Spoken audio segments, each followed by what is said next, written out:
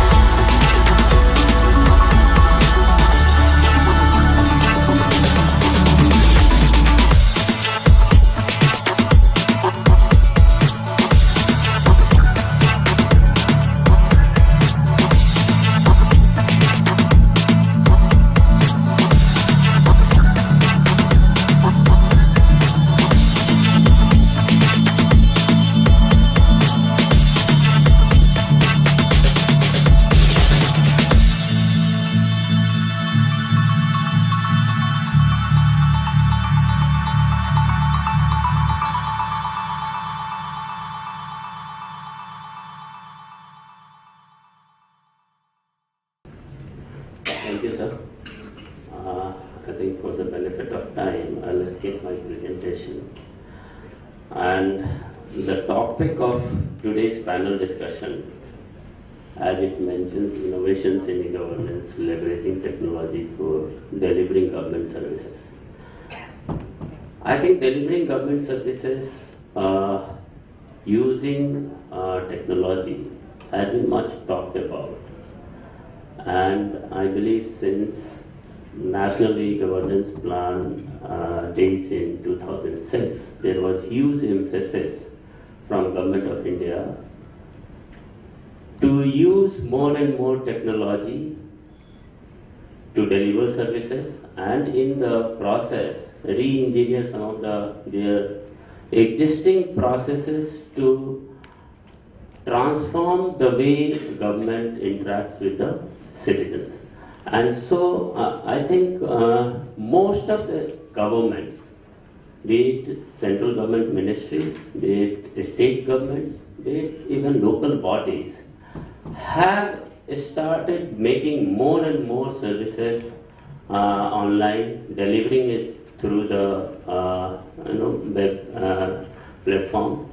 And also by using this common service centers, citizens have been enabled to access these services using internet and such things.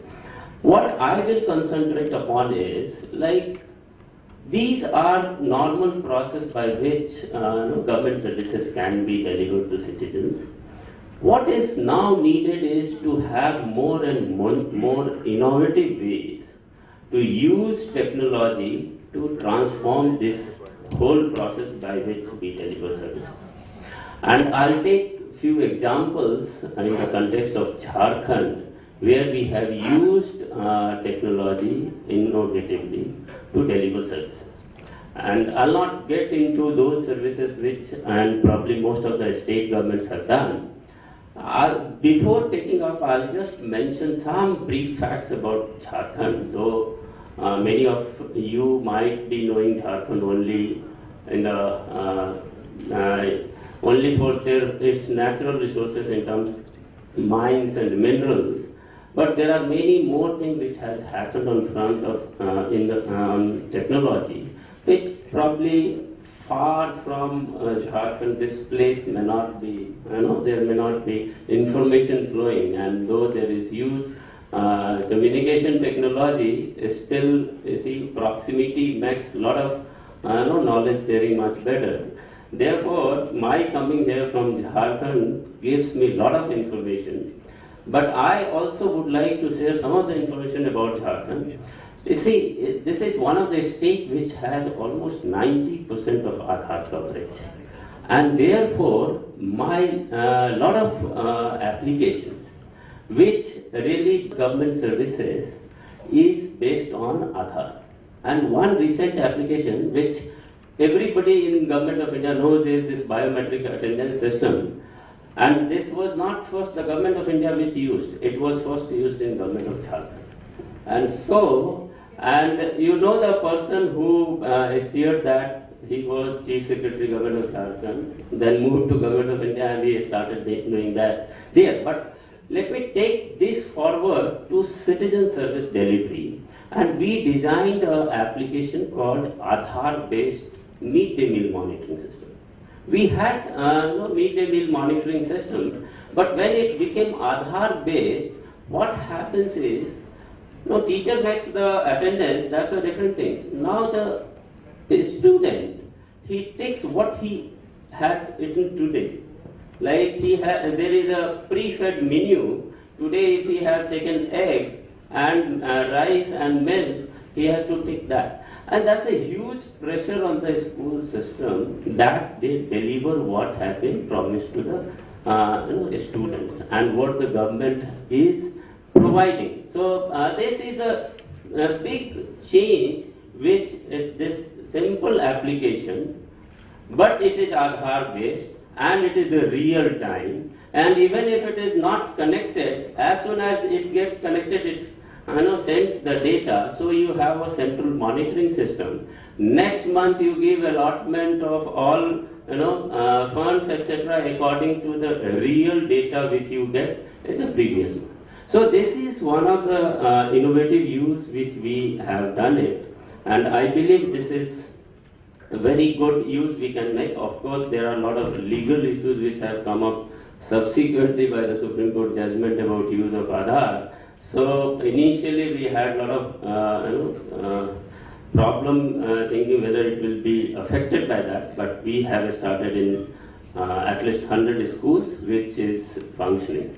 Second, you must have heard in the month of September, DIPP, Department of Industrial Promotion and Policy, with the help of World Bank, ranked each state in ease of doing business. And it was very surprising for many of them that Jharkhand, from 29 rank, it jumped to number 3. And in fact, many of us, even in government, thought, how could government do and Jharkhand do this? It happened, sir. In fact, behind it, most of the thing has happened because of the use of technology and specifically the IT. In fact, though we are number 3 in ease of doing business, we are number 1 in making the labor reforms in Jharkhand. And it has happened because we have brought all labor laws, related services, or you can say regulations, completely on online mode, and done a lot of reforms in the sense you don't need to have a factory license renewed every year, you don't have to take file returns every year, and many of the things which have been liberalized. But the fact remains that we used technology behind, which has created a huge impact the way businesses were dealing with the government. And by making reforms like now factory inspector or the labor inspector cannot enter the premises unless the system gives them the list where to go. And then also this is to be informed to the factory owner or the business owner that on this date, time, this person will be inspecting, so you be ready with the all compliances.